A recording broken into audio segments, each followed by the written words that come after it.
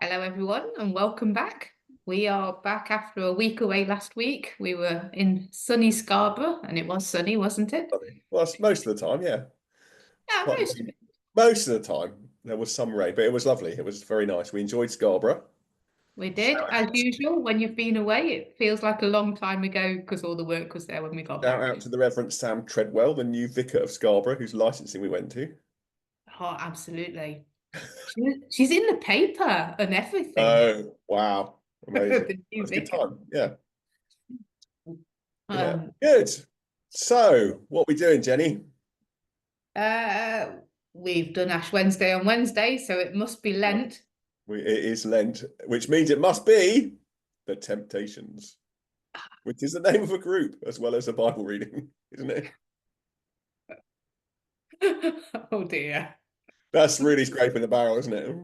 It really is. Is that what you're going to say on Sunday? I think I might. That's my opening gag. Are you preaching on Sunday? Oh, yes. Okay. But you're not. This is unusual. It's usually the other way around, isn't it? Yeah, I'm getting away lightly in March. So I've got the Archdeacon, Catherine Heatherley, will be preaching for So me on.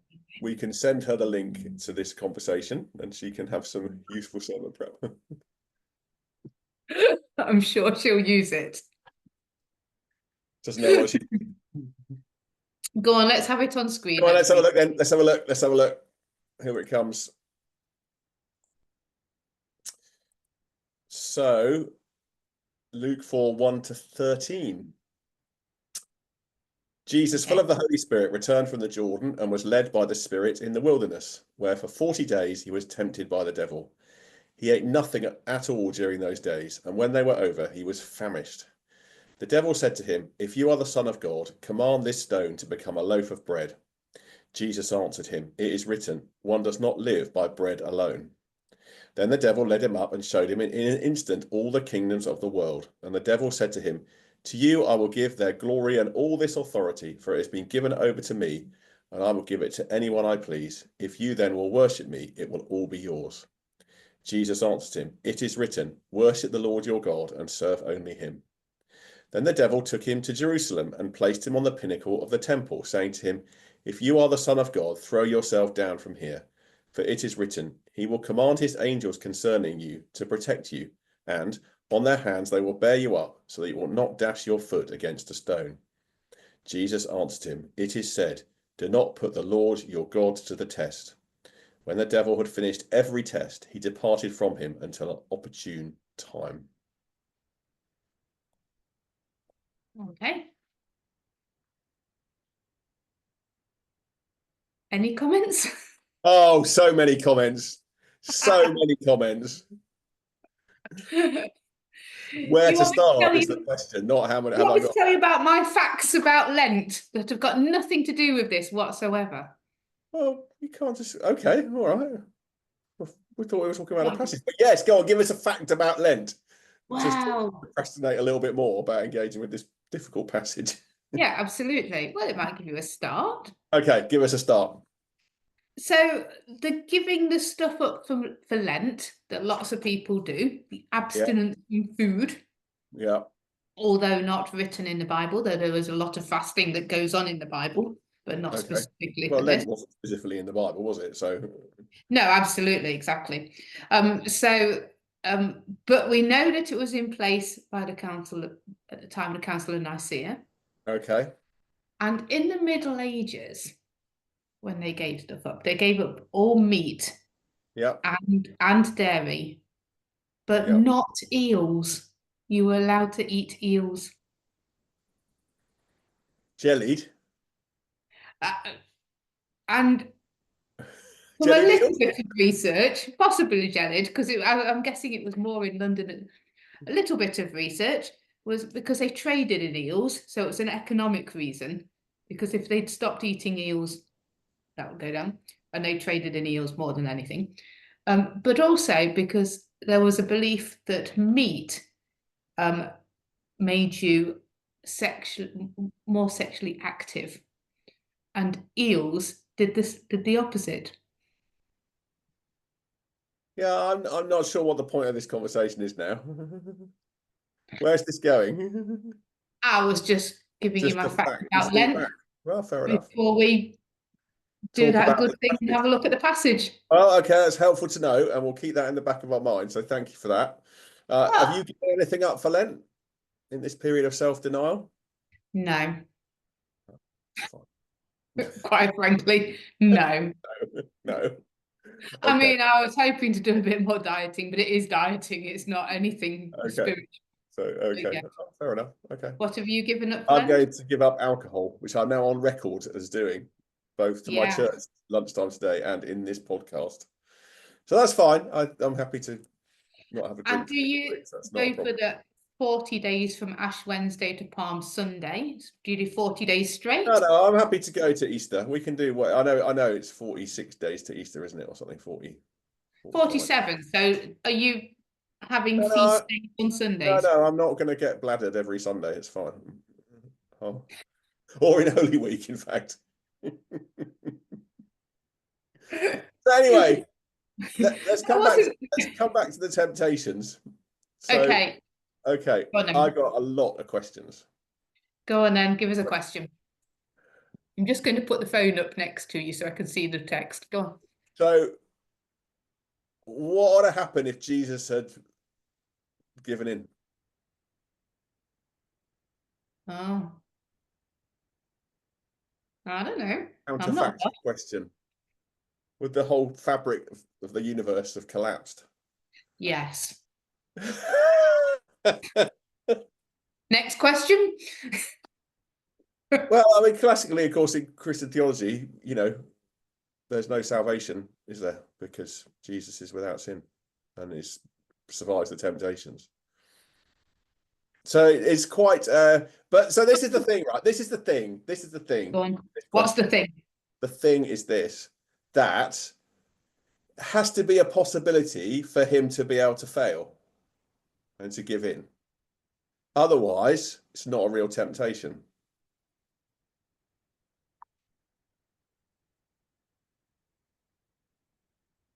It Is it not? Okay. has to be, doesn't it? It's not a real temptation if he can't give in. If there isn't the possibility that he can fail, then it's not a real temptation. What happened? So that's just my, you know, that's one of my questions about this passage, which is endlessly probably fascinating to me, but not to anybody else. But of course, he doesn't give in. I know that, and that's sort of part of God's faithfulness and all that kind of thing. So, but it's just interesting. So, is it a risk? Can he give in? Can he give in? You say, well, of course, he didn't give in. So is God I taking mean, a risk how here? much of a What's going risk on? is it? Because, I mean, we can't imagine being fully God and fully human, can we? But,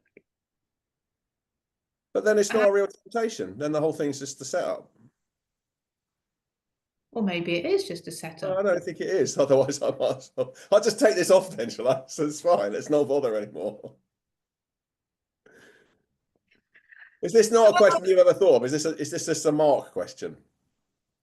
Yeah, it's never really occurred to me that he would. Uh, no, Okay. So it doesn't. I haven't really ever thought about that. I've only Okay. really thought about Okay. what. Well, let's just hold that question then. I just think it's an Okay. interesting one. But because God, it says something about the incarnation. It says something about that God takes a risk to save us. That there's a risk in love, because I yeah, mean, we could ask the same question when it came to the crucifixion, couldn't we? And I have, what if he'd just not done it? yeah. But then that's the temptation. That is the I mean, it's interesting, isn't it? I mean, Mm. jumping to the final verse, it says, doesn't he, that the devil leaves him for an opportune time. And I mean, I think he's coming back. Don't you? Gethsemane, take this Mm. cup away from me. So this isn't. I don't think this is a one-off temptation. This isn't. What does it mean for Jesus to be incarnate, and what does it mean for him to face this sort of barrels of temptation all the way through his life, presumably? No, and yeah, the more I'm considering it now, Yeah, you're right. He must have been able to say no because yeah, we come to another point where he could have said no, and yeah, it seems more obvious at that point to me. yeah, yeah. No, well, that's true, but I think it's being raised here. It's being I don't want to say set up because it's, you know, it's probably not the right phrase, but it's being raised here as a question, isn't it? Mm. So let's look. What should we do? Have a look at the temptations themselves. So he's hungry. He's not eating anything for 40 days, which is obviously another way of the idea of self-denial coming from in But Lent, isn't it? what about this idea of the devil saying to him, Ah, "You that's another question. Yeah, okay, yeah, absolutely. So how does that happen? This is Is another it one. within himself? Is it some? Is I there mean, some I've sort? got some lovely artwork of like hooded creatures. Yeah, absolutely, and that's how we picture it, isn't it? And a lot of art, as you say, does picture it like that. And you know, Mm. but actually, is it sort of is it a voice in his head? How can the devil be a voice in Jesus's head? It's But just when like it really. well, when it comes to the food bit, it's easy, isn't it? You can imagine like the inner commentary. You could just eat this. You could just turn this into Yeah, bread. absolutely. It's you know, But it's then, fascinating, isn't it? what's he doing on a pinnacle of the temple? It's like Okay, so how do you want to do it? Because we've done 10 minutes already of our time. So no, briefly look at each one, yeah, go or on then. okay. So it's okay. Yeah, he says he's hungry. It's the temptation, isn't it? Is to use your own power for your own ends to satisfy. Is for Jesus to use his own power for his own ends to satisfy his kind of his hunger. Is that what's Yeah, going on with that temptation? yeah, I think he was supposed to be fasting, and it's the cheat's way out, isn't it? If you just make some God, the Son bread. of God. So the devil said to him, and when they were over, so after this is this is the other thing is he's finished his 40 days. He's done it. He's finished. He says he's done his 40 days. The devil said to so Yeah. he ate nothing at all during those days, and when they were over, he was famished. I mean, why? And then what? Okay, so he sees this thing in front of him. Maybe I mean it's presumably still quite. He's out in the wilderness, so there's not any. Time's up. I'm ready to go back to eat something again. But I'm And hungry. isn't that that's the time when you're most likely to succumb, though, isn't it? Yeah, because he's hungry and he wants to eat. So it's a Well, little bit. no, when the in-between time of like, so he's kind of almost done the long Yeah, he's done time. it. 40 Yeah. days is a long time. Uh, So at that point, when you're on your way, it would be more easy to succumb, wouldn't it? Well, I I mean, could. I'm the on. interesting thing, of course, by the time he's not eaten for 40 days, I mean, presumably he's had drink, you wouldn't survive without water for 40 days, he would have died. But you're pretty much half dead anyway, aren't you, by the time you've gone without food for 40 days? I mean, it's like, what's going on here? Well, I don't know. We do I mean, know I some. can't go without breakfast, so 40 days. Yeah, we do know someone who's done it. Mm-hmm. Um, what was No, the it's question? true. As long as yeah, yes, okay. But there's definitely I'm going to use my power for my own ends, Okay. and the response is one does not live by bread alone. My material needs. It's not just about material things. It's not just about They do not live by bread alone. They bread need alone is cake. not enough. It's true. You need Yeah, cake. it's not very helpful, is it?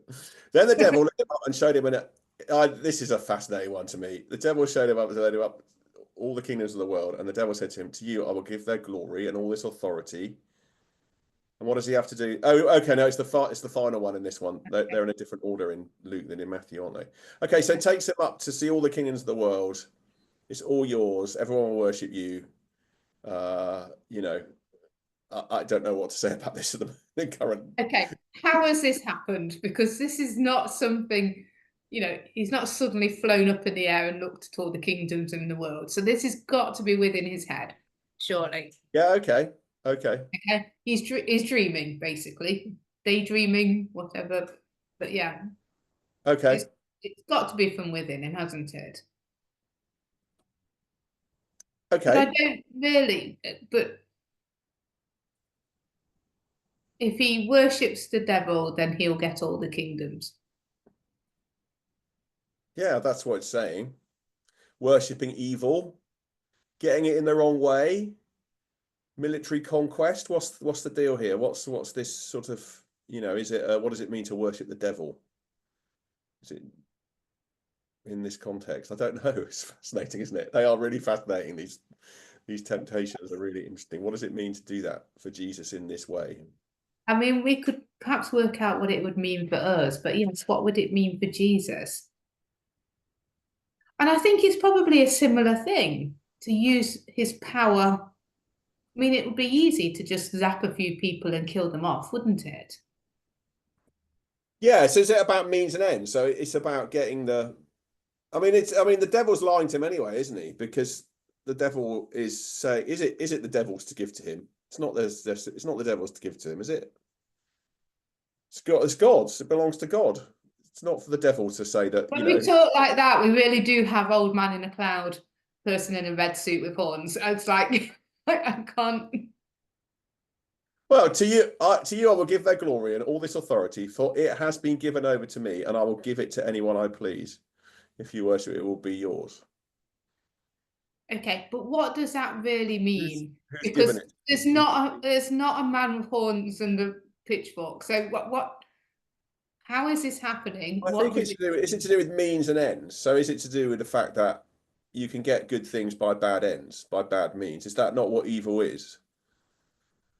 Yeah, so as I said, Is it would evil. be easy for Jesus to just basically kill off a few people if Yeah. he really wanted to, which would make his life easier, wouldn't it?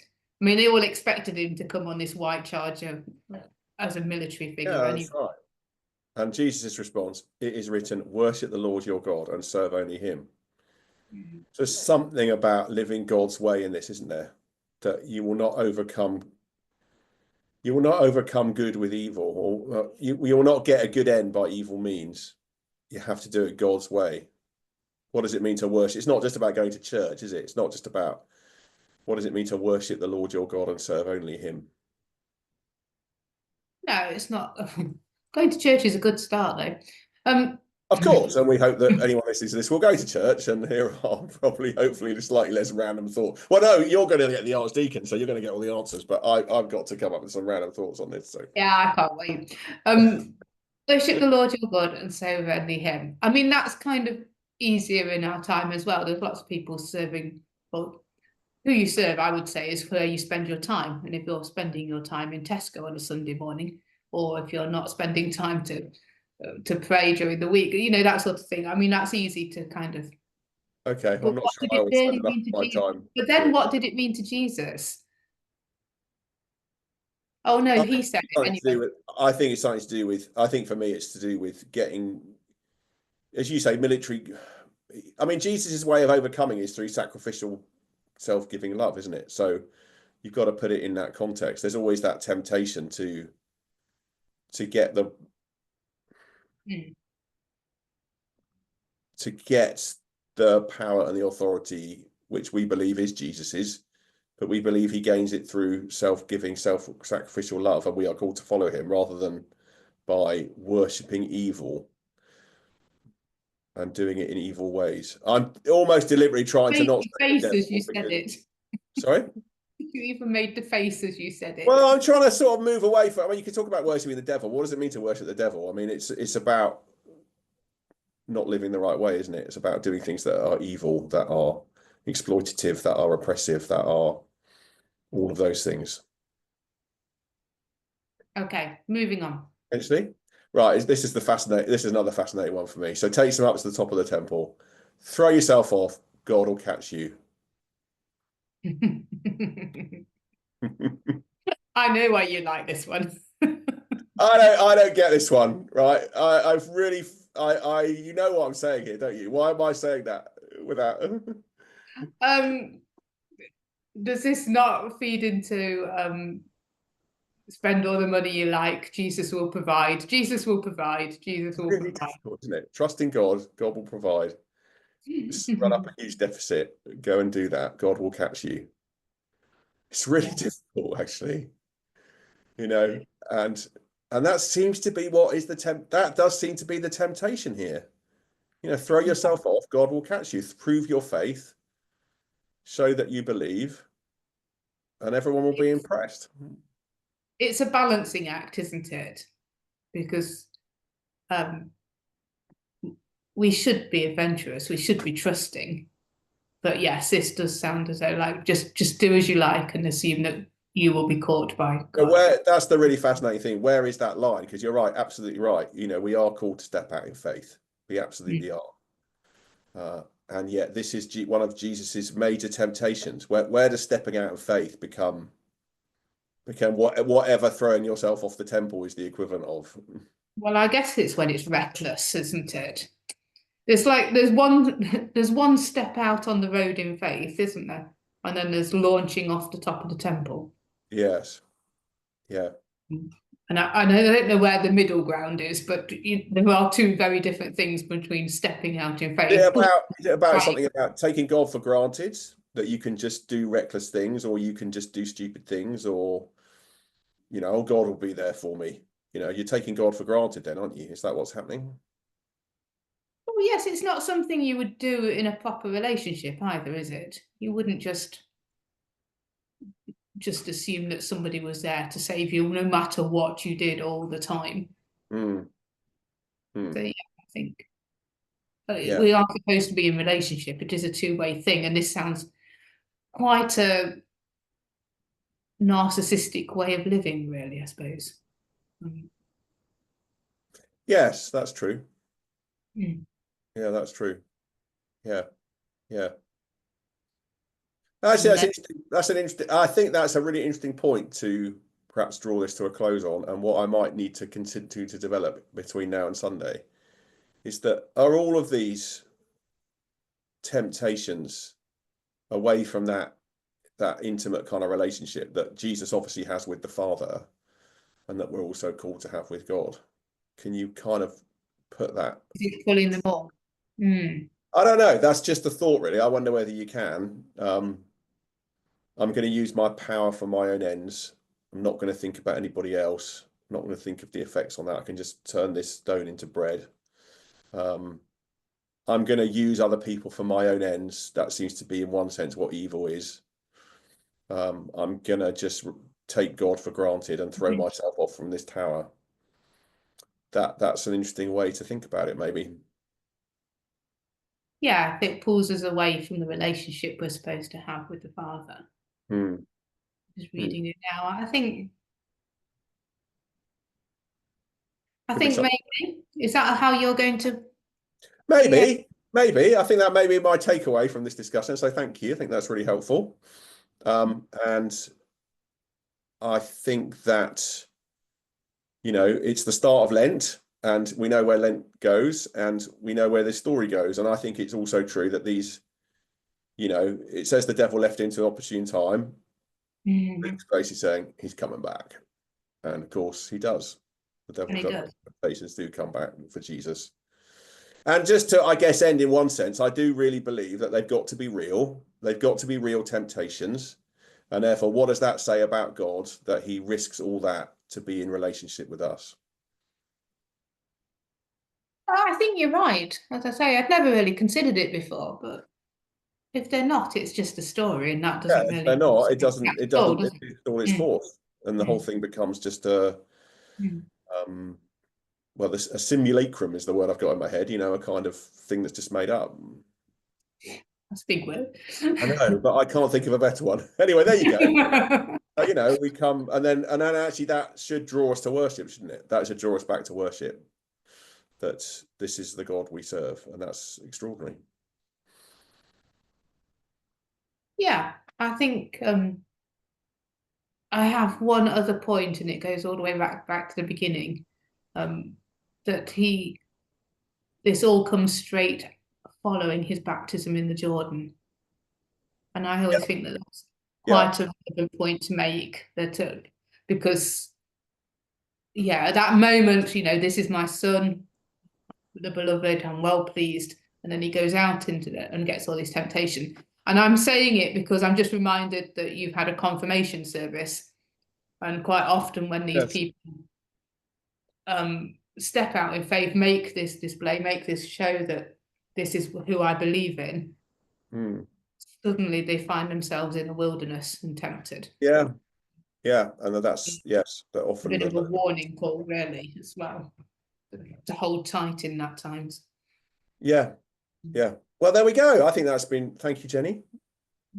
Thank you. See what the Archdeacon makes of it on Sunday. Thank you all for listening. If you stayed with us this far, we will be back again next week. We will indeed. We'll All be right. well. Thanks a lot. Take care. Bye bye. Bye.